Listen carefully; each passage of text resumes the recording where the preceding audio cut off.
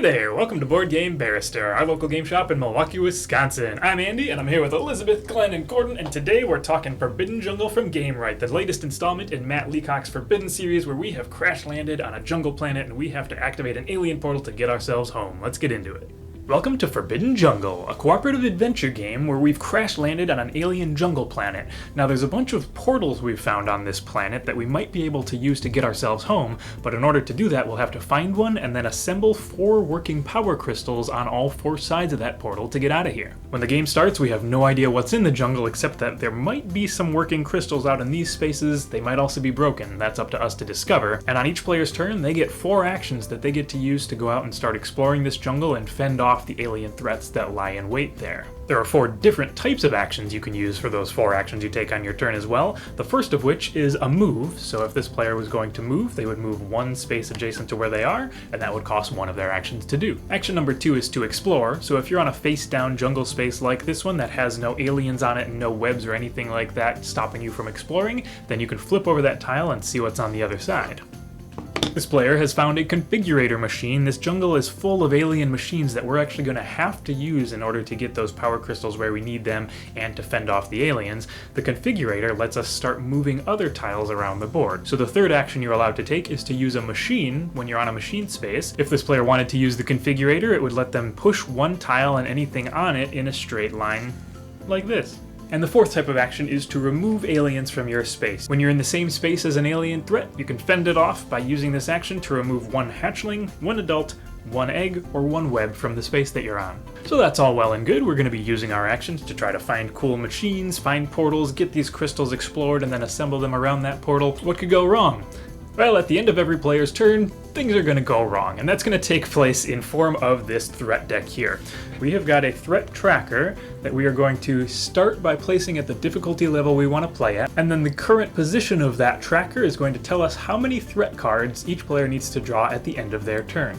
Now this deck is full of all sorts of different cards that will interact with the aliens. The first one I'm drawing is Grow, and Grow means that all of the hatchlings on the board, these little teal guys, are all going to grow into adults. Now we have no hatchlings and a whole bunch of adults facing us down. And next is Move Hatchlings and Adults, and then Adult Sting. Now every time we have a move card or a spin webs card, which is how the webs get created, it's going to give us a shape and color direction. You can see here each individual tile in the game has little indicators on all 4 sides for those directions. Now the yellow stars means that we're going to look at each tile that currently has an adult on it, and that adult is going to move in the direction indicated on that tile. If they happen to end this movement in the same space as one of our adventurers, they sting them, which means they lose a health. So now's a good time to talk about our adventurers. Each of us is going to start the game with a role that's unique from all the other players. That role is going to come with special abilities, like the healer is allowed to take other people with them when they move, and they can use one of their actions to fully heal up another player who's been hurt by alien stings. Your health is along the side here, and every time you're stung, you're going to lose 1 health on that indicator. And if that dial ever drops to 0, that character dies, and that's one of our loss conditions. If we lose anybody, we all lose the game together. This game happens to have 5 different ways you can lose and only 1 way to win. You lose if any of our token collections run out and we need to place another token of that type.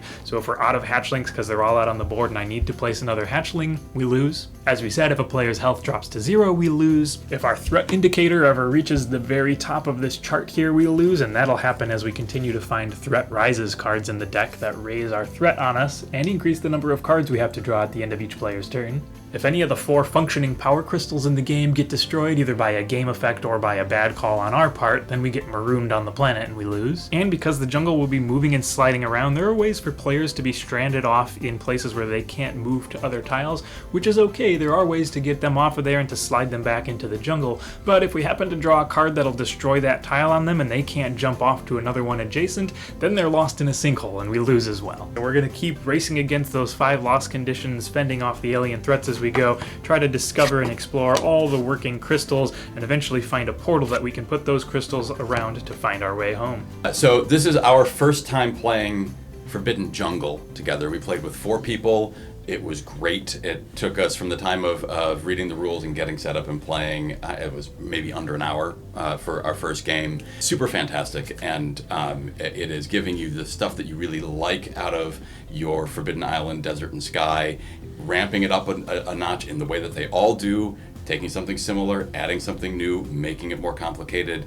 in terms of how you need to think about it without making the rules a lot more complicated. It hits all the notes that you want out of a Forbidden game.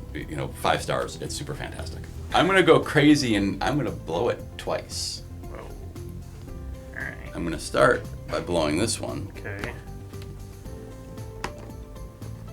because we don't Does think. it take the webs with it? Yeah, because we don't think we need the portal. I really like the different machines that exist underneath the tiles and the different threat levels that are coming in from the eggs to the hatchlings to the adults.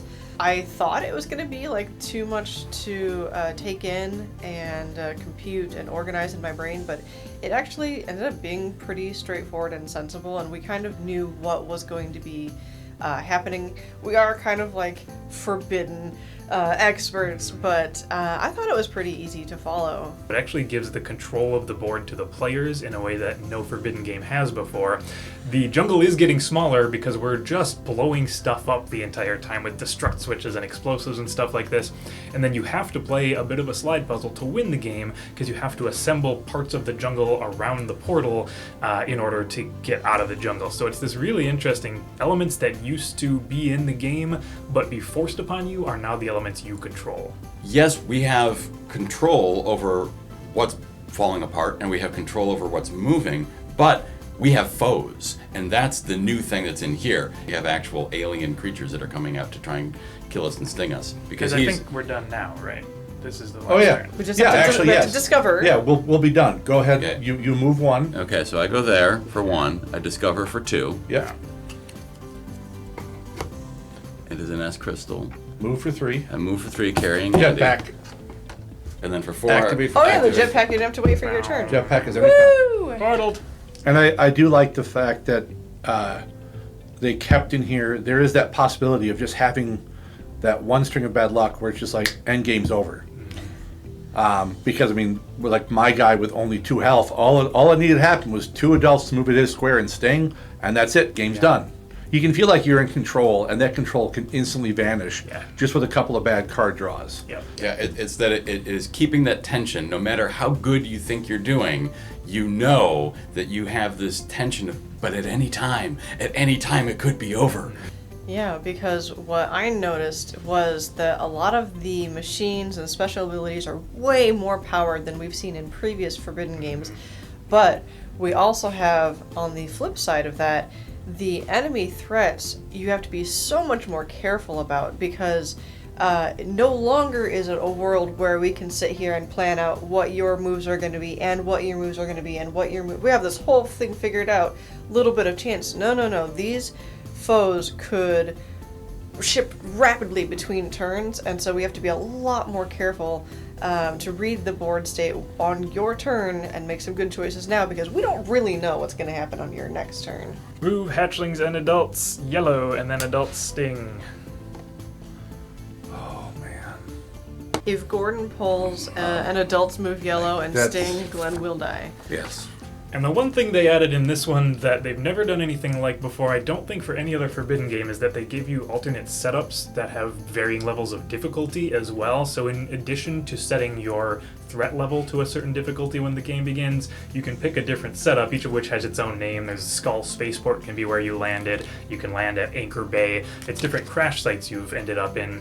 They're just different orientations the game begins in, but will immediately create different amounts of difficulty for you based on where you start and where all the aliens start. I really like that you're going to be able to just consistently make this game feel fresh and interesting every time you sit down, because you're going to sit down to an entirely new setup every time you do, an entirely new slide puzzle in ways that we've talked about how this game kind of forces you to play. Alright, I think that does it for Forbidden Jungle. Thanks so much for joining us this time. We had a really fun time with this one. We hope you had a fun time watching. As always, if you hit that subscribe button, it means you get to hang out with us every Tuesday when we post a new video. Hit that like, leave a comment if you got a comment, and check out our online store. Forbidden Jungle's in there, a bunch of other cool stuff as well. Thanks so much for this week, and we will see you next time.